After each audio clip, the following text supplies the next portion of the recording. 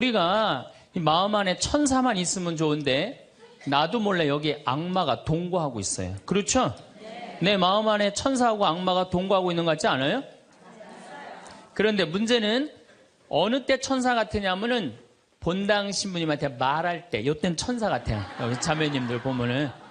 근데 집에 가고 남편한테 말할 때는 악마로 돌변을 해. 악마로 돌변을 해. 참 예수님. 예, 반갑습니다. 오늘 여러분들하고 강의할 내용은 유혹과 행복이라는 주제로 앞으로 6주 동안 강의를 하도록 하겠습니다. 우리가 이 세상 살면서 유혹에만 안 빠지면 행복하게 살 수 있죠? 근데 우리가 이 마음 안에 천사만 있으면 좋은데 나도 몰래 여기 악마가 동거하고 있어요. 그렇죠? 내 마음 안에 천사하고 악마가 동거하고 있는 것 같지 않아요? 그런데 문제는 어느 때 천사 같으냐면은 본당 신부님한테 말할 때, 이때는 천사 같아요. 여기 자매님들 보면은. 근데 집에 가고 남편한테 말할 때는 악마로 돌변을 해. 악마로 돌변을 해. 예. 나는 너무너무 착해. 착해갖고 우리 형님은 능력이 있어갖고 직장 생활하는데 나는 착하기만 하고 능력은 없어. 그래서 하는 생활이라고는 신앙 생활밖에 안 해. 그런데 우리 시어머니가 형님한테 가서 살아야 되는데 능력 있는 큰형님은 못 모시고 착하기만 나만, 신앙 생활은 나만 내가 시어머니를 모셔. 근데 천사 같으니까 시어머니 모셔요. 내가 예수님 십자가 생각하고. 정말로 뭐 시어머니 잔소리, 노망 다 받아주고 그렇게 희생을 하고 사는데 추석날 딱 온 집안 식구가 모였는데 나한테 수고한다는 말하는 사람이 한 사람도 없어. 그럼 속에서 악마가 슬슬 질르기 시작해요. 이거 봐, 네가 착하니까 너를 우습게 보는 거야. 이용만 당하는 거야. 오늘 집안 식구 다 모인 길에 못 모신다고 내질러 그냥. 그 소리가 불긋불긋 일어나지 않아요? 우리는 천사하고 악마가 동거를 해요. 오늘같이 피정하는 날, 고해성사 보는 날은 내가 속세기는 자식도 사랑할 것 같고, 집안 신경도 안 쓰는 남편도 사랑할 것 같고, 죽지도 않는 시어머니도 내가 다 잘 모실 것 같아. 그럴 땐 천사예요. 고해성사 보고 피정하는 날은. 그런데 세상에 나가갖고 물건 깎을 때 보면요, 그런 악마가 없어요. 그런 악마가. 또 뭐 경품 행사로 공짜로 뭐 준다 그러면요, 하나라도 더 받으려고 달겨드는 거 보면은요, 이건 뭐 정말 악마가 따로 없어요. 보면은 악이 다툼을 해요. 보면은. 그래서 우리 마음 안에는 천사하고 악마가 항상 동거를 해요. 근데 여러분들, 우리만 유혹을 받고 사나요? 예수님은 유혹 받으셨어요? 안 받으셨어요? 받으셨어요. 40일 동안 단식하시고 난 다음에 너무 배고프셨어요. 너무 배고프셨을 때 악마가 짠하고 나타나갖고 당신 배고프지? 배고프니까 이 돌더러 빵이 되라고 그래요. 이거 황당하고 어처구니 없고 불가능한 유혹이에요. 돌이 어떻게 빵이 되겠어요. 그런데 이런 유혹을 우리도 받고 살아요. 우리가 이 세상 살면서 제일 많이 받는 유혹이 뭐냐면 돈에 대한 유혹이야. 돈에 대한 유혹. 빵에 대한 유혹. 내가 30년 동안 60평생 살면서 돈을 3억을 모았어. 60살이 돼서. 그럼 이 돈 연금 잘 가입해 두면요, 한 달에 100만 원씩 죽을 때까지 써요. 90살까지. 근데 현찰 3억이 생기면은 악마가 유혹을 해요. 돈이 돈 번데 이거 펀드에다 갖다 맡기면 1년 만에 6억 만들어 줄게. 넘어가요. 이상하게 넘어가요. 아니 3억을 모으는데 30년이 걸렸다면은 이게 한 6억이 되려면 한 10년은 걸려야 되지 않아요? 근데 1년 만에 만들어준다 그러면 덜썩 맡겨요. 그랬더니 이자가 막 1,000만 원씩 나오는 거야. 이게 웬 노다지냐. 이거 확실하다. 부모 돈, 형제 돈, 친구 돈 싹 끌어다가 한 200억을 만들어주면은 악마는 들고 튈까요? 안 튈까요? 펴요. 며칠 전에 450명한테 2,300억을 자기 로얄 패밀리라고, 청와대, 변호사, 뭐 장관들하고 다 아는 로얄 패밀리라고, 이게 놀랍게도 15일만 맡기면 20%의 이자를 준다고 꼬신 거예요. 그런데 450명이 얼마를 모아줬느냐면은 2,300억을 모아줬어. 2,300억을. 그래갖고 그걸 불고 켰잖아요. 여러분들 1 더하기 1은 2입니다. 1 더하기 1은 절대 10이 아니에요. 근데 우리는 욕심이 있어요. 내 재산이 1 더하기 1인데 2여야 되는데 10이길 바래요. 3억을 모으는 데는 30년이 걸리지만은 악마한테 유혹에 넘어가고 3억을 날리는 데는 6개월도 안 걸려요. 6개월도 안 걸려요. 그리고 땅을 치고 통곡하는 사람들 전 정말로 많이 봤어요. 대한민국 1980년대 이후부터 땅 뛰었어요. 땅값. 그렇죠? 주식 뛰었어요. 그래갖고 대한민국은 1 더하기 1은 2가 아니었고 1 더하기 1은 10이었고 1 더하기 1은 100이었어요. 어떤 사람은 1 더하기 1은 1000도 됐어요. 그러니까 온 국민이 들떠 있는 거야. 들떠 있는 거야. 나도 1 더하기 1이 뭐가 될 수 있다? 100도 될 수 있고 1000도 될 수 있다. 이런 생각을 해요. 대표적인 게 뭐냐면 다단계야. 다단계. 내가 가정방문 다녀보면은요, 집에 샴푸 잔뜩 있는 집 많아요. 비누 잔뜩 있는 집 많아요. 뭐 한 거예요? 다 다단계예요. 어떻게 다단계? 당신 2사람만 데리고 와. 그러면 이 2사람이 또 데리고 와갖고 나중에 이거 전부 다 가지를 쳐갖고 나중에 떼돈 벌어. 그런데 다단계 하는 사람의 90%가 다 손해보고 나온다는 거예요. 다 1 더하기 1은 100이라고 믿는 사람들. 1 더하기 1은 10이라고 믿는 사람들이 이 유혹에 빠지는 거예요. 이 유혹에. 제가 10년 전에 능평이라는 성당에서 본당 신부를 했어요. 그런데 그 능평이라는 성당에 언덕을 넘어가면은 무슨 동네가 나오느냐면 천당 옆 분당이 나와요. 천당 옆 분당이 나와요. 얼마나 살기 좋으냐면은 거기는 전보산대가 하나도 없어요. 전부 다 지중매설이에요. 지중매설. 동네가 깨끗해요. 깨끗해. 그리고 도로는 한 20m, 30m 주도로는 조경을 하게 돼 있어요. 동네마다 율동공원, 중앙공원, 공원 있고. 그래서 정말로 살기 좋아요. 우리 동네 사람들은 그 언덕만 넘으면 전보산대가 얼마나 많은지, 전선줄이 얼마나 많이 엉겨 있는지, 그 분당에만 있으면 마음이 차분한데 우리 동네만 딱 들어서면은 동네가 미친 여자 머리 풀어헤쳐 놓은 것 같아요. 미친 여자 머리 풀어헤쳐 놓은 것 같아요. 마음이 산란해. 그러니까 우리 동네 사람들 꿈은 뭐냐면 천당 옆 분당으로 이사 가는 게 꿈이야. 그래갖고 5억짜리 아파트가 당첨이 됐어. 5억짜리 아파트가. 그런데 내가 가지고 있는 돈은 4억 5천밖에 안 돼. 이제 5천만 원만 있으면은 프리미엄이 붙어갖고 7억이 되는 거야. 7억이 되는 거니까 1 더하기 1은 10이 되는 순간이에요. 근데 이 5천만 원이 구할 길이 없네. 제일 만만한 건 누구냐면 늙은 부모님이야. 라고 찾아갖고 얘기를 해요. 어머니, 아버지, 내가 5천만 원만 있으면은 5억짜리 아파트 되면 내가 잘 모실 테니까 거기 있는 땅 좀 팔아갖고 나 5천만 원만 꿔달라고. 근데 이미 한국 천주교 할머니, 할아버지들은 나한테 강의를 들었어. 절대 자식들한테 재산 주지 말라는 강의를 들었어. 안 죽으니까 절대 재산 주지 말라는 강의를. 난 돈 없다. 딱 잡았대요. 그럼 느닷없이 부모가 미운 거예요. 느닷없이. 형제 친척한테 꿔달라고 그랬더니 형제 친척도 아무도 꿔주는 사람이 없는 거야. 다 미운 거예요. 예수님은 서로 사랑하라고 그랬는데 악마는 뭐라고 그래? 이거 봐. 너 세상 너 옆에 있는 사람 아무도 없어. 다 미워해. 이 유혹에 빠지는 거예요. 악마의 유혹에 빠지는 거예요. 근데 마음 하나만 바꾸면 얼마나 행복한지 몰라요. 우리 능평은 뭐 조금 전선줄 있다 하더라도 경치 좋고 공기 맑아요. 아주 좋아요. 그리고 분당에서 살려면은요, 거기에 수준 맞추려면요, 피곤해서 못 살아요. 근데 능평은 32평 아파트가 2억 5천이야. 2억 5천이니까, 이 2억 5천짜리 아파트 사고 얼마가 남아요? 2억이 남아요. 이거 갖고 맛있는 것도 사 먹고, 여행도 다니고, 어려운 사람도 도와주고, 얼마나 좋아요. 근데 우리 인간은 이걸 못해요. 내가 가만히 보면은요, 9개 가진 사람은 10개를 채우려고 이 하나만 더 모으면 10개가 돼. 9개 쓸 생각을 못하고 이거 10개 채운다고 하나 모으다가 죽는 사람들 많이 봤어요, 나. 99개 가진 사람은 100개 채우려고 어떻게? 이 하나를 더 모으려고 99개 쓰지도 못하고 죽는 사람들 많이 봤어요, 저는.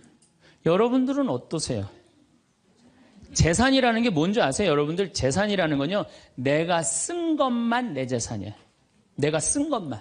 내가 안 쓴 건 내 재산 아니에요. 다시 말해서 내가 100억을 모으기 위해서 나 그지같이 70평생을 살았어. 이 사람은 거지로 산 거예요. 이 사람 거지로 산 거예요. 네. 그런데 내가 모은 거 갖고 정말로 알뜰하게 뭐 여행도 다니고 맛있는 것도 먹으러 다니고 뭐 즐겁게 살았어. 이 사람은 재산 제대로 쓴 사람이에요. 그 다음에 죽을 때 그래도 종교기관에 기부나 하고 이런다면은 다행인 사람이에요. 근데 그냥 재산 그냥 이 100억을 주체를 못하는 사람들, 그러다가 죽는 사람들, 루카복음 12장에요. 부자가요, 엄청난 풍년을 맞이해요. 이거 나눌 생각을 안 하고 자기를 위해서 창고를 크게 줘요. 그리고 영혼한테 얘기해. 너 이제 편안하게 살아라. 그러니까 하느님이 뭐라 그래요? 이 어리석은 자야. 오늘 밤이 네 영혼이 떠나는 날이다. 너한테는 그렇게 잘 쓰면서 하느님한테 인색한 자의 끝이 이렇다. 재물을 어디다 쌓아둬라? 하늘에 쌓아둬라. 제가 제일 열받을 때가 언제냐면은 97년, 98년 IMF 터졌을 때.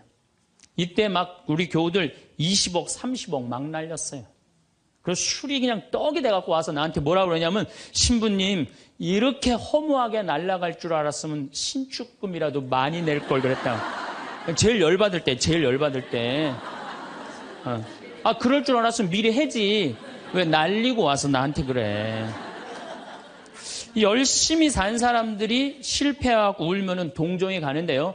땅 투기하다가, 주식 투자하다가, 노름하다가, 이거 재산 날리고 와서 눈물 흘리고, 자기 고통스럽다고 얘기하는 사람한테는요, 동정이 안 가요. 열심히 살다가 실패한 사람한테는 정말로 동정이 가는데, 주식 투자하다 돈 다 날리는 사람들 동정이 안 가요. 여러분들, 주식 투자를 하려면은요, 재산 우리 95% 투자자들이 다 실패해요. 왜 그런 줄 아세요? 1년 만에 샀다 팔았다 그래요. 워렌 버핏이라는 사람은 미국 최고의 부자예요. 지금 60년 동안 거의 주식을 했는데 610억 달러를 벌었어요. 주식으로만. 근데 그 사람은 한번 주식을 사면은 최소한 5년, 10년, 20년까지 그냥 쥐고 있는 거예요.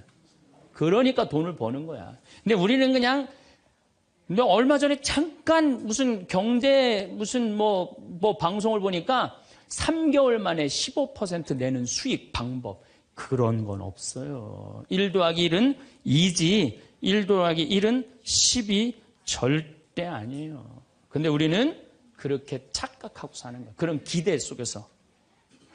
아프리카에는 원숭이 잡는 비법이 있어요.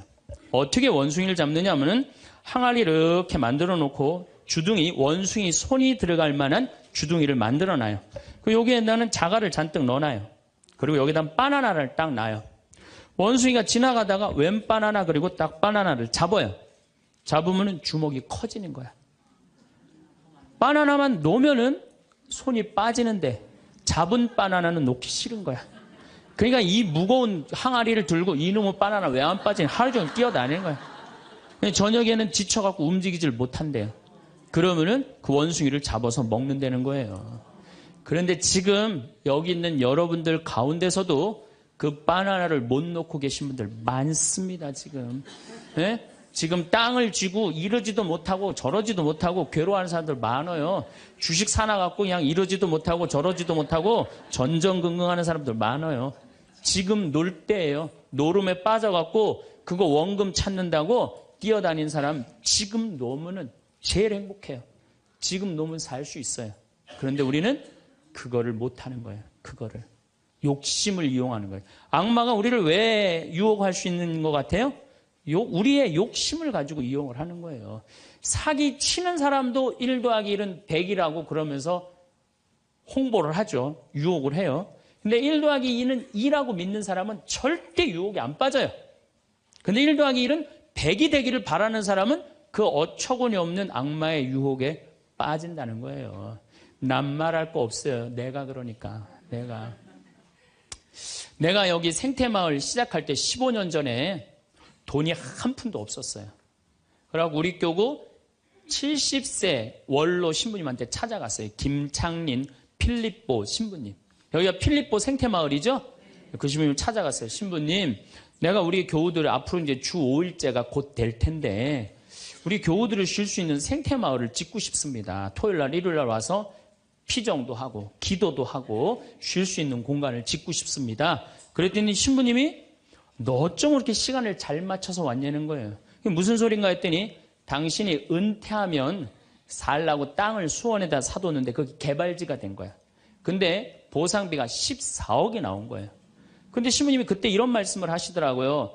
우리 신부들 은퇴하면 교구청에서 아파트 한 채 사주는데 내가 그 돈이 뭐가 필요하냐고. 너 그렇게 좋은 일에 쓴다니 내가 너한테 주마. 하루아침에 14억을 받았어요. 내가 이마에 돈복 이렇게 써있다니까요. 이제 그걸 가지고 이 생태마을을 꾸미려고 계획을 해보니까 이거는 뼈대밖에 못 올리겠더라고. 그래서 3개월 동안 전전긍긍을 하는데 신부님이 나를 다시 부르셨어요. 황 신부 와봐라. 너 그거 갖고는 그거 완성을 못하겠다. 내가 평생 북에서 넘어오셨거든요. 그래갖고 학비에 너무 고생을 하셔갖고 신학생들 장학금을 모은다고 10억을 모아두셨어요. 그 10억도 내가 귀양 너 투자하는 거 내가 너한테 해주마. 대신 나중에 네가 장학 사업은 이어서 해라. 내가 그 약속을 받고 신부님 또 10억을 또 주셨어요. 24억이 된 거야. 그랬더니 그때 그 본당 신부님 13,000명 본당이 있었는데 교우들이 신부님이 이런 좋은 일에 한다니까 3억을 모아줬어요. 27억이 됐어. 완전히 돈벼락이 그냥 막 쏟아지는 거죠. 그랬더니 후배 신부들이 우리 수원교구 후배 신부님들이 선배 최고 원로 신부님이 이런 사업에 한다니까 동참하겠다고 3억을 또 모아주셨어요. 그래갖고 30억이 돼갖고 이 생태마을을 내가 진 거예요. 2년 만에. 어디 한번 모금 한번 안 다니고 그 신부님이 다 해주셨어요. 그래서 여기가 그 신부님 본명을 따서 필립보 생태마을이 된 거예요. 아니 이렇게 30억을 해서 줘서 주셨으면은 내가 열심히 피정 지도하고 여기 또 우리 농토 많으니까 농사 열심히 져갖고 뭐 황토 성당도 짓고 황토 찜질방도 짓고 황토집도 하나하나 져나가면 되는데 하루아침에 30억이 생기니까 내가 확 미쳐버리더라고요. 내가 일해서 이 하나하나 개발할 생각은 안 하고 어디 돈 많은 과부 없나 이것만 찾으러 다니는 거예요. 돈 많은 과부 없나. 이 미친 거죠. 제가 보기에는. 그래갖고 1년을 돈 많은 사람만 찾아다녔어요. 그것도 33, 4살밖에 안 된 새파란 신부가. 얼마나 이거 황당한 일이에요. 나도 1 더하기 1은 100이라고 생각을 한 거죠. 근데 그렇게 1년을 따라다녔는데 이게 또 부자들이 특징이 있어요. 도와줄 것 같으면서도 안 도와주고 안 도와줄 것 같으면서도 도와줄 것 같이 말하고 미치겠더라고요. 내 마음 안에 평화가 하나도 없더라고요. 그런데 사도 바오로가 데살로니가 후서 3장 6절서부터 10절까지 내 머리를 한 대 때렸어요. 일하기 싫은 사람은 먹지도 말아라. 나는 교회에 주님의 말씀을 전하지만 성도들한테 피해를 주기 싫어서 밤낮으로 일을 했다. 금을 짜는 일을 했다 이거예요. 그래 내가 열심히 농사 짓고 된장, 간장, 고추장, 청국장 우리 콩 있으니까 여기 또 지역 주민들하고 콩 계약 재배하고 그렇게 하면 되지. 그래갖고 그때부터 벌써 14년 전이네요. 그때부터 된장, 간장, 고추장, 청국장, 김장 농약 안 친 걸로 김장하고 요즘은 또 청국장 가루 이거 아주 너무너무 좋아갖고 오늘도 벌써 2가마를 띄웠는데 다 팔렸어요. 그러니까 내가 이걸 한 첫 해는 판매액이 1억이었는데 작년에는 17억이에요. 너무 즐거운 거예요, 사는 게. 저 신부님 떼돈 버나 보다. 떼돈은 남지 않아요. 원료값이 너무너무 많기 때문에. 그렇지만은 내가 우리 교우들한테 농약 안 친 거, 먹을거리 제공해주고, 이 지역에 지금 3만 평 농약 안 치고, 농사 짓고, 여기 50명 주민들한테, 여기 주민들 지금부터 농한기거든요. 근데 여기 주민들은 지금 내년 2월 달까지 저기 메주 띄우고, 청국장, 생청국장, 청국장 가루, 한 30명이 와서 계속 일을 해요. 얼마나 좋아요. 이러면서 내가 행복하게 살면 되는데, 아니, 내가 미쳐갖고 그냥 한 1년 동안 돌아다닐 땐 마음이 평화롭지가 않더라고요. 여러분들 남의 재물을 탐낼 때부터요. 그때부터 평화는 깨지는 거예요. 남의 재물을 탐낼 때부터. 여러분들 우리 고모가 하나 있어. 근데 이 고모가 친척이 나라고 조카라고 나 하나밖에 없어. 근데 시집을 안 갔네 이 고모가. 근데 그냥 돈을 많이 벌어갖고 천당역 분당에 아파트도 한 채 있고 빌딩도 하나 있고 저기 막 통장에 돈도 많아. 그럼 이 조카가 저 고모 늙은 고모 죽으면은 저 재산이 누구한테 온다? 나한테 온다. 이 생각하는 순간부터 얘는 불행한 거예요. 고모 재물 탐내는 순간부터 얘는 불행한 거예요. 남의 재물을 탐내면 안 되는데 악마는 뭐라고 우리한테 유혹을 하느냐면 남의 재물을 탐내라고 유혹을 해요. 우리 어머니 아버지가 잘 살아. 저 재산 나한테 오겠지. 그때부터 얘는 일 안 해요. 딴 생각만 하는 거예요. 1 더하기 1은 2라고 생각 안 하고 1 더하기 1은 100이 된다고 생각을 하고 사는 거예요. 절대 평화롭지가 않아요. 또 여러분들 형제 중에 누가 잘 살아. 우리 형이 잘 살아. 누나가 잘 살아. 근데 내가 이번에 아이가 대학을 들어가. 나 등록금 좀 안 대주나. 이때부터 죄짓기 시작하는 거예요. 이때부터 미워하기 시작하는 거예요. 성당 질 때도 마찬가지예요. 성당 질 때도 내가 하느님 아버지 집을 줘. 그러면은 그 하느님 아버지 집 짓는데 내가 봉헌하면 되잖아. 근데 그냥 나는 봉헌할 생각 안 하고 우리 성당에 제일 부자가 저거 얼마 봉헌하나 이것만 기다리고 있는 거야. 근데 그냥 그 부자는 내가 보기엔 1억을 해도 되는데 500만 원밖에 안 했어. 그럼 뭐라고 그러냐면 예수님 말 틀린 거 하나도 없어. 어? 부자가 천국 들어가는 거는 낙타가 바늘구멍 통과하기보다 아는 건 또 많아갖고 그냥 그러면서 그 사람 욕하는 거. 제 생각엔 이래요. 그렇게 부자 헌금 얼마 내나 그거 쳐다보고 있는 것도 남의 재물 탐내는 거예요. 그 사람 마음에 평화 없어요. 내가 가지고 있는 것만 누구한테 봉헌하면 돼? 하느님한테 봉헌하면 되는 거예요. 우리가 이 돈에 대한 유혹, 이것 때문에 죄를 짓고 사는 거예요. 그런데 유혹 중에 제일 무서운 유혹이 뭔지 아세요? 여러분들 돈 왜 벌어요? 자식 욕심 때문에 버는 거예요. 자식 때문에 여러분들 돈 버는 거예요. 자식 때문에.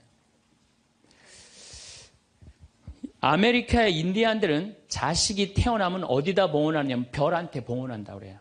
우리 아이 추억 많게 해달라고. 요즘 어제 그제 여기 별 정말 미치도록 많아요. 밤하늘에 별똥별이 2만 개가 떨어져. 2만 개. 지난번에 우리 수녀님들 한 20분 오셨을 때 내가 여기 마루 위에 강 위에다 마루를 깔아놨어요. 그 위에다 밤에 침낭을 하나씩 다 드려요. 그럼 누워갖고 별을 보는데 별똥별이 1시간 동안 10개가 떨어졌대. 10개가. 수녀님들이 너무 행복하다는 거예요. 이 별을 보고 행복한 추억을 가지고 살았으면 좋겠는데 우리나라 엄마들은 그런 생각 안 해요. 인디언들은 별 보면서 우리 아이 행복한 추억이 많았으면 좋겠다. 그리고 들판에 봉헌한대요. 우리 아이 건강하게 뛰어놀게 해달라고. 그 다음에 태양에 봉헌한대요. 우리 아이 아주 씩씩하고 건강하게 잘 자라게 해달라고. 근데 대한민국 엄마들은 애가 태어나면 어디다 봉헌하냐면 학원에 봉헌해. 학원에. 우리 아이 어디 들어가게 해달라고? 서울대학 들어가게 해달라고. 서울대학 들어가게 해달라고. 그래갖고 임신을 하면은 이거 굉장히 중요한 거예요. 임신을 하면은 하느님 나한테 생명을 주셔서 감사합니다. 이 아이가 하느님 이 세상에 태어나서 행복하게 살았으면 좋겠습니다. 이렇게 생각하는 엄마가 하나도 없다는 거예요. 임신을 딱 하는 순간 무슨 생각을 하냐면 내 뱃속에 서울대학 C가 들어왔다고 생각을 하는 C가. 그래갖고 막 임신 1달, 2달, 막 10달이 되면 배가 이만해져요. 그러면 C가 이만해진 거야. C가 이만해진 것만큼 꿈도 이만해진 거야. 하고 아침에 인사를 해도 한국말로도 안 해. 영어로 하는 거야. How are you today, my baby? Good morning. 막 영어로 하는 거야. 마음 급한 엄마들이. 네. 그래갖고 애가 엄마의 태를 열고 세상에 나왔어. 세상이 얼마나 예뻐요. 하늘도 예쁘고 별도 예쁘고 달도 예쁘고 단풍도 예쁘고. 근데 그냥 이 아이가 그냥 그 창문을 통해서 세상을 보려고 했더니 마음 급한 엄마는 너 그거 볼 시간이 어디 있어. 온 집안을 도배를 다 해놔요. 아니 집안만 도배해 놓으면 되지 창문에다가도 도배를 해놔요. 한쪽에는 그냥 가나다라 마바 차타카타 붙여놓고 반대쪽에는 ABCD. 누워서 모빌이 돌아가는데 막 기억 리은 디귿 리을이 막 돌아가는. 태어났는데 이 세상에 태어났더니 막 어디에 가려? 글자에 가려갖고 세상 구경을 못하는 거예요. 그래갖고 애가 1살, 2살쯤 돼갖고 엄마, 아빠 이렇게 말을 하기 시작해요. 그러면은요, 엄마들은 흥분하는 거예요. 드디어 우리 집에 천재 태어났다. 그래갖고 온 동네 다니면서 우리 애가 천재라고 막 자랑을 해요. 그 우유를 먹여도 무슨 우유만 먹이냐면 아인슈타인 우유만 먹이는 거. 아인슈타인 우유만. 예. 천재니까 아인슈타인 우유만 먹어. 엄마 아빠 그러면은 드디어 됐어. 너 다음 단계로 넘어가자. 1 더하기 1은 뭐냐? 이거 넘어가는 거야. 수학으로 넘어가는 거야. 이렇게 글자하고 숫자에 갇혀 사는 애는요, 영혼이 망가진대요. 1살서부터 5살 때까지는요, 엄마라고 애가 한 번 말하는데 10,000번을 연습을 해야 된대요. 아빠라고 말하는 데는 20,000번을 연습을 해야 된다고 그래요. 애가 엄마, 아빠 그러면은 엄마, 아빠들은 고마워해줘야 돼. 너무 고맙다. 엄마라고 불러줘서 손가락 깨물고 배에다 바람 넣어주고 발가락 그냥 뽀뽀해줘가면서 아빠는 목마 태워주고 비행기 태워주고 막 축제같이. 그러면은 이렇게 부모님이 엄마 아빠가 끌어안아주고 뽀뽀해주고 스킨십을 해주는 애들은 이런 생각을 한대요. 이거 봐라. 세상은 한번 살아볼 만한 데네. 저렇게 엄마라고 말 한마디 했는데 저렇게 좋아하고 감격을 하네. 그런데 1살서부터 5살 때까지 엄마 아빠 그랬더니 다음 단계 1 더하기 1은 뭐야? 이거 넘어가는 애들은요, 나중에 커서 컴퓨터 중독, 알코올 중독, 그 다음에 사춘기 때 무표정, 무반응, 무감동. 여러분들 자녀들 중에 사춘기 해갖고 엄마 막 이렇게 쳐다보고 있는 애들 봐요, 안 봐요? 걔네들은 사춘기라 그런 게 아니야. 언제 망가뜨려 놓은 거냐면 1살서부터 5살 때까지 망가뜨려 놓은 거예요. 영혼을 망가뜨려 놓은 거예요. 프레벨이나 썸머힐이나 피아제나 몬테소리 같은 유아 교육학자들이 말을 하기를 1살서부터 5살 때까지는 숫자나 언어를 인지하는 좌뇌가 발달하지 않는다고 그래요. 6살 때부터 좌뇌가 발달한다고 그래요. 근데 우리나라의 95%의 엄마들이 영세 교육을 해요. 태어나자마자부터 교육을 해요.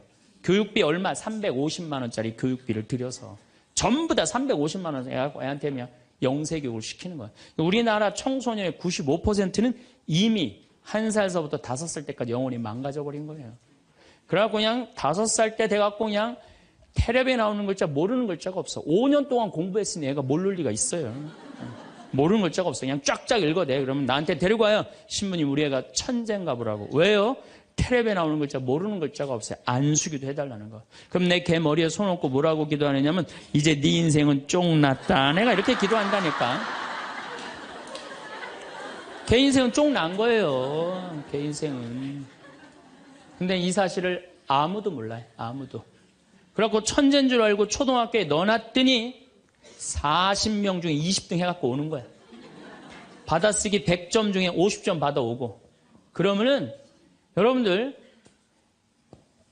자녀들이 5살 때 여러분들이 뭐라고 얘기를 하냐면 우리 아들 대통령 될 거라고, 우리 아들 의사 될 거라고, 변호사 될 거라고, 판검사 될 거라고. 그게 여러분들 행복한 외침이라고 생각하세요? 그게 여러분들을 불행하게 만드는 거예요. 그냥 내 아이가 생긴 대로 네가 하고 싶은 건 나중에 해라. 이런 사람은요 실망하지 않아요. 근데 막 5살 때 꿈에 부풀어 있는 거야. 대통령 될 거다, 판검사, 뭐 변호사 될 거다. 그랬는데 그냥 초등학교 딱 들어갔는데 40명 중에 20등 딱 해갖고 오고 100점 중에 50점 받아오면 이때부터 실망하기 시작하는 거야. 근데 문제는 얘는 이걸 받고 괴로워하지 않아요. 되게 공부 못하는 애들이요, 성격이 느긋한 애들이 공부를 못해요. 내일 시험인데도 아무 근심 걱정 없이 막 놀이터에서 막 노는 애들, 걔네들이 공부 못하는 거거든요. 그냥 자기는 괴롭지도 않고 놀이터에서 놀면은 엄마는 그런 애를 보면 눈에서 광선이 나가는 거야. 광선이. 분노의 광선이 나가는 거야. 저놈의 새끼 저거 받고 저렇게 논다고. 아무리 때려도 말을 안 들어. 그냥 계속 40명 중에 20등 해갖고 오는 거야. 그러면 엄마는 슬프지만 괴롭지만 힘든 결정을 다시 한번 해요. 우유를 아인슈타인 우유에서 서울 우유로 바꿔요. 서울 우유로.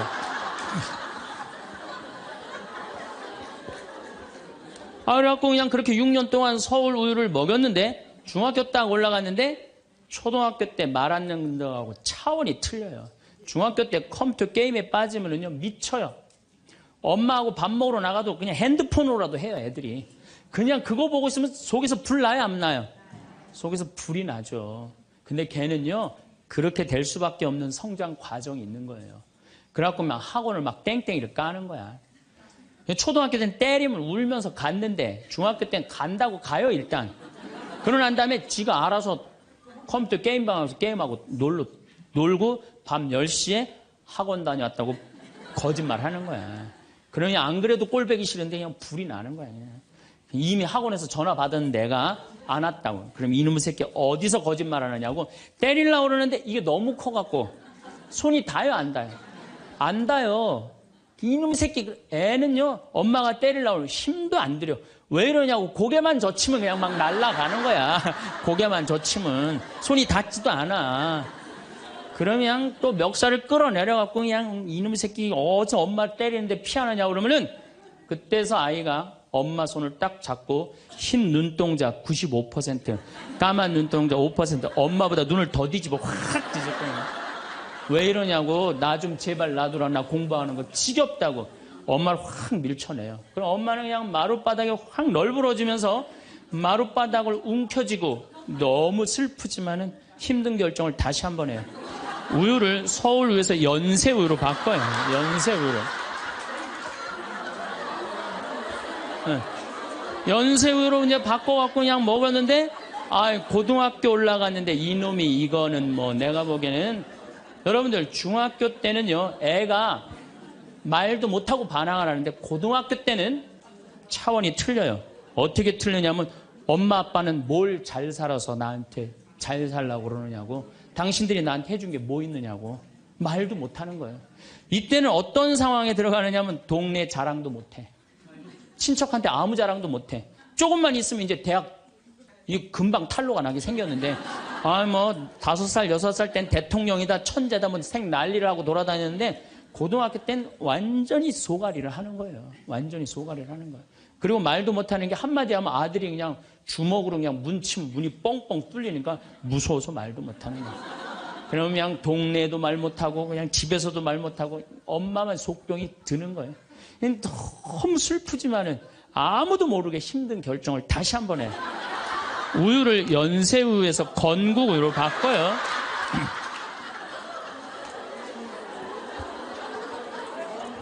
건국우유로 바꿔서 그렇게 먹였는데 고등학교 3학년 때 보니까 모의고사를 봤는데 15% 안에 들어야지 서울에 있는 학교를 가는데 30% 뒤로 막 밀리는 거야. 내가 재미난 경험이 있었어요. 내가 아주대학 환경공학과 대학원을 다닐 때 그 옆에 창현고등학교, 유신고등학교가 있었어요. 근데 걔네들이 1학년 딱 들어와서는 우리 학교를 보고 그랬대요.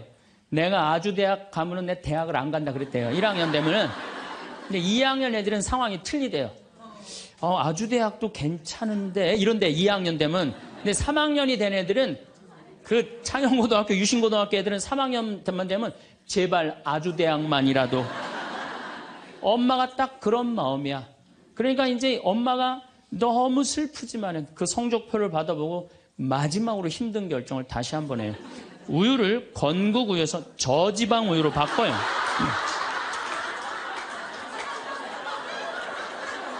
저지방 우유로 바뀌는. 그래갖고 그냥 제발 지방대학은 가지 말라고. 그래갖고 그냥 지방대학 그렇게 가지 말라고 저지방 우유를 먹었는데 애가 결국은 지방대학을 갔어.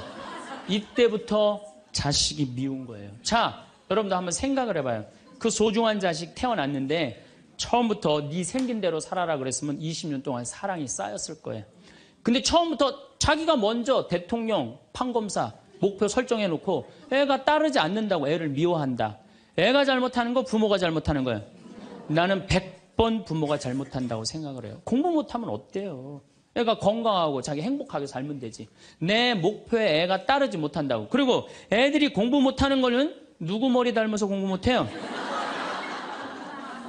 여러분들 남자 여자는 XY고 여자는 XX죠? 그런데 이 Y 유전자는요, 성을 결정하는 아주 최소한의 정보만 갖고 있어요. 대개 X 안에 모든 게 다 들어있어요. 그러니까 엄마 아빠한테 갖고 와봤자 엄마 걸 더 많이 갖고 와요. 그러니까 애들이 공부 못하는 건 거의 엄마 닮아서 공부 못하는 거예요. 아니 그러면은 애가 공부 못하면 자기 머리를 때려야지 왜 애를 괴롭혀요?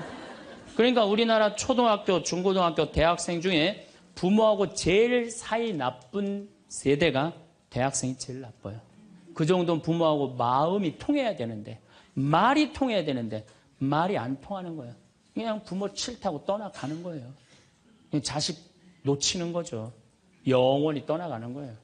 자, 그런데 신부님, 내 아이는 너무 똑똑해요. 아주 착해요. 반에서 1등, 전교에서 1등 해갖고 서울대학 갔어요. 그런데 서울대학 간 자식도 사실은 별로 소용없어요. 서울대학 가갖고 얘가 졸업을 해갖고 삼성에 취직을 했어. 출근을 했는데 내가 나눴는데도 어쩜 저렇게 잘생겼어. 빛이 번쩍번쩍 나. 그렇게 빛이 번쩍번쩍 나. 너무 보기 좋은 거야. 내 자식이지만. 그런 자식일수록요, 잘하는데 아무런 도움도 주지 않은 나보다 훨씬 예쁘고 훨씬 젊은 여우 같은 며느리가 나타나서 낚아채 가는 거예요. 그날로 끝나는 거예요. 그날로. 여러분들, 옛날에는 부모 자식이 끈끈했어요. 왜 옛날에는 부모 자식이 끈끈했느냐면 평균 연령이 46세였을 때 100년 전만 해도 46세까지 밖에 못 살았어요. 20살에 결혼해갖고 내 나이가 40이 되면은 자식은, 큰아들은 나를 40 먹은 나를 몇 년만 모시면 되냐면 6년만 모시면 돼. 6년. 모실만해? 안 모실만해? 부모 6년 모시는 거 모실만해요. 그런데 부모가 46에 돌아가셨어. 그럼 내 효도 더 받아 먹으라고 3년 심효살이를 했어요. 산소 옆에 초막을 져서. 근데 만약에 40살 난 부모님이 돌아가시려고 그러면요, 20살 난 자식이 손가락 깨물어서 단지해줬어. 입에다가. 죽지 말라고. 옛날에 만약에 부모님이 돌아가려고 그러는데 손가락 끊어갖고 단지를 안 하는 동네에서, 자식이 있으면 동네에서 손가락질했어요. 저 자식 부모 돌아가려고 그러는데 손가락도 안 끄는 놈이라고. 옛날에는요, 자식들이 부모한테 애절했어요. 그런데 애절한 이유가 부모의 은혜가 고마워서 그걸 효도를 하려고? 전혀 이유는 다른 데 있어요. 동생이 17살, 14살, 11살, 8살, 5살, 2살이야.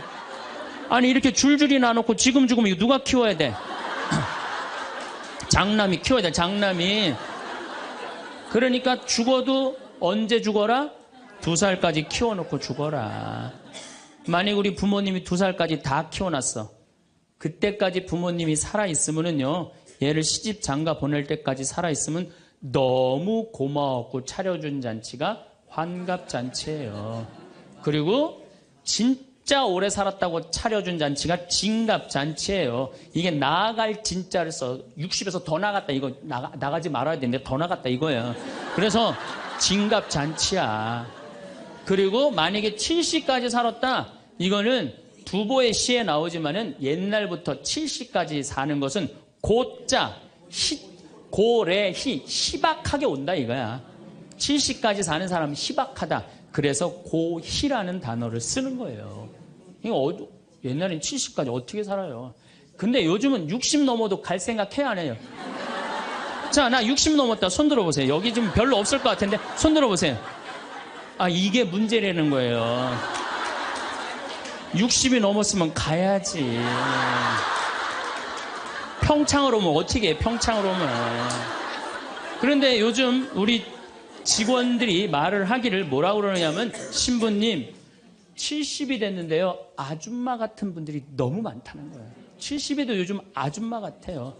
그래서 70에도 총각 같은 사람도 많아요. 예. 우리 아버지가 그래요. 아버지가 80인데도 총각 같아요. 지금 60세 되신 분들은 100살까지 삽니다. 몇 년 남았냐면 40년 남았어요. 40년. 지금 50살 되신 사람들은 110살까지 살아요. 몇 년 남았냐면 60년 남았어요. 60년.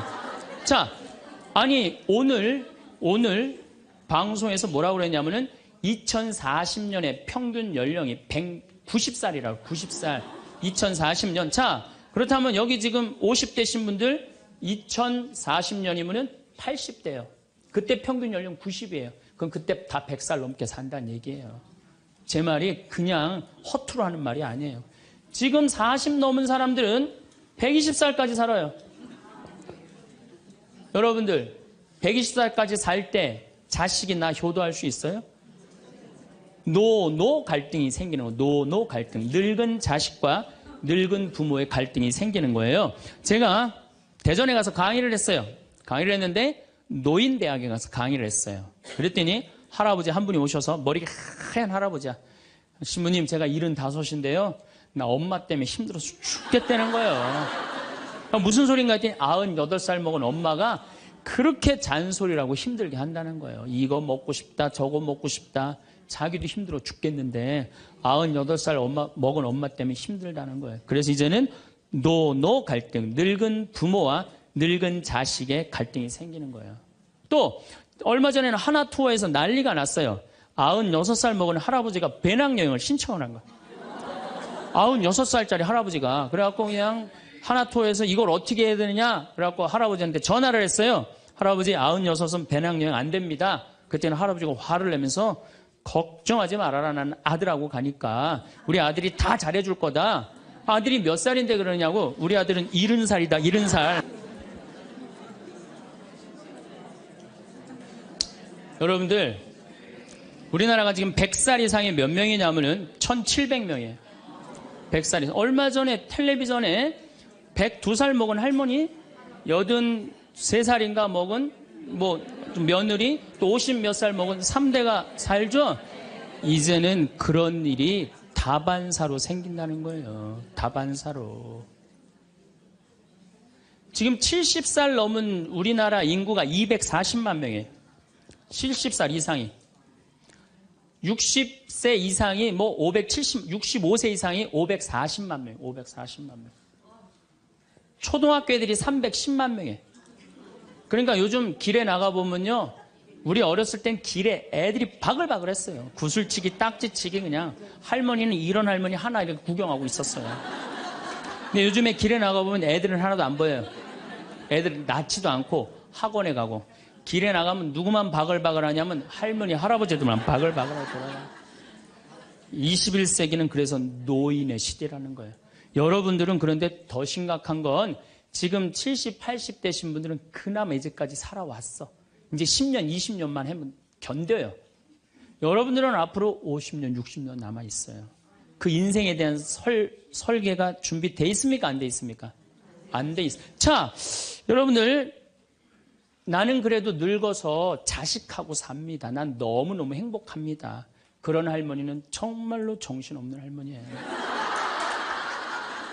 나이 먹으면 눈두덩 쳐져요, 안 쳐져요? 눈가 쳐져요, 안 쳐져요? 볼 쳐지고 입술 쳐져요. 그럼 자식하고 사는 할머니, 나는 저녁 먹고 화도 안 났어. 화도 안 나고 그냥 텔레비를 보고 있는데 어떻게 하고 보고 있느냐면 이러고 보고 있는 거예요. 이러고. 아들이 지나가다가 뭐가 화가 나는 일이 있어서 저러나. 제가 요즘 초등학교 강의를 많이 나가요. 초등학교 자모들. 예뻐요. 예뻐요. 정말로 예뻐요. 그냥 그 자모들이 이렇게 화장을 하고 오는데 웃으면은요 눈꼬리 쫙 올라가고 입꼬리. 그러니까 그냥 화장들을 어떻게 연필로 막 위로 그리고 오잖아요. 이렇게. 위로 그리고. 그런데 우리 할머니들은 아무리 그려도 결국은 떨어져요. 결국은 떨어져요. 문제는 아들은 괜찮아요. 며느리가 무슨 죄가 있어요. 며느리가 이제 저녁 차려놓고 시어머니 식사하시라고 문을 딱 두들겼어.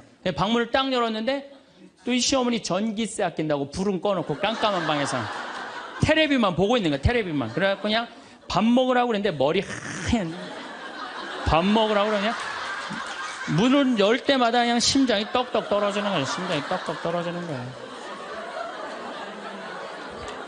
여기 우리 응암리라는 곳에 92살인가 91살 먹은 친정엄마를 63살 먹은 딸이 모시고 들어왔어요. 근데 이 자매가 하는 말이 자기는 평창에 들어와갖고 밤에 깜깜한 것도 하나도 안 무섭고 짐승 소리도 하나도 안 무섭대요. 뭐가 제일 무서우냐면 아침에 밭에 나가고 일하고 들어오고 이제 아침 먹으러 딱 들어오면은 엄마가 거실 정가운데 소파에 앉아갖고 91살 먹은 엄마가 이러고 쳐다보는 게 제일 무섭대, 제일 무섭대. 자, 그렇다면은 여러분들은 나이 60이 돼서 여러분들 옆에 있을 사람은 누굴까요? 그렇죠. 남편이에요. 남편인데 이 사실을 30년 동안 까맣게 까먹는 거예요. 이 사실을 30년 동안 까맣게 까먹고 누구한테 30년 동안 미쳐 있어요? 자식한테 미쳐 있는 거예요. 자식한테 미쳐 있다가 이제 자식이 떠나면은 이런 생각을 해요. 나는 그동안 자식 키우느냐고 애썼으니까 이제는 찜질방도 가고 평창 생태마을 피정도 좀 가고 성주순례도 가고 내가 편안하게 살으리라 이런 생각을 하는데 전혀 예상치 못한 일이 벌어져요. 남자는 무슨 생각을 하냐면 30년 동안 떠돌아다니다가 귀소 본능이 생겨요. 이제는 마누라한테 돌아가리라 이런 마음이 들어요. 여자는 이제 편안하게 살려고 그러는데 남자는 귀소 본능이 생기는 거예요. 이때부터 부부 사이에 갈등이 생기는 거예요.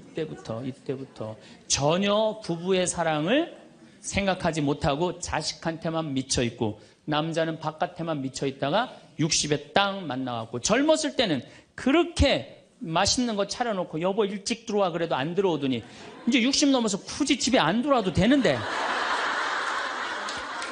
때 따라 철 따라 찾아 들어오면 신경질이 나요 안 나요? 여러분들 며칠 전에 할머니들이 72%가 할머니들이 할아버지 뒷바라지 하기 싫다고 그랬잖아요. 나왔죠?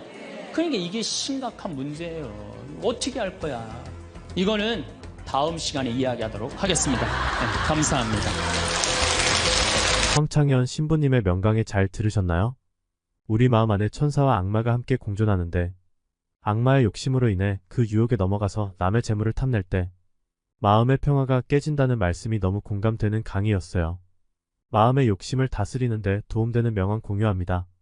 마음의 욕심을 다스리는데 도움이 되는 명언들은 다음과 같습니다. 마하트마 간디 세상에는 모든 사람의 필요를 충족시킬 만큼 자원이 충분하지만 모든 사람의 욕심을 채우기에는 부족하다. 라오츠 만족함을 아는 자는 풍족하고 탐욕스러운 자는 가난하다. 에픽테토스 행복은 우리가 가진 것에 대한 감사함에서 나오지 우리가 더 많이 원하는 것에서 나오지 않는다. 불경 욕심을 부리는 자는 만족할 줄 모르고 만족할 줄 모르는 자는 행복하지 않다. 존 러스킨 욕심은 사람의 마음을 좁게 만들고 감사는 사람의 마음을 넓게 만든다.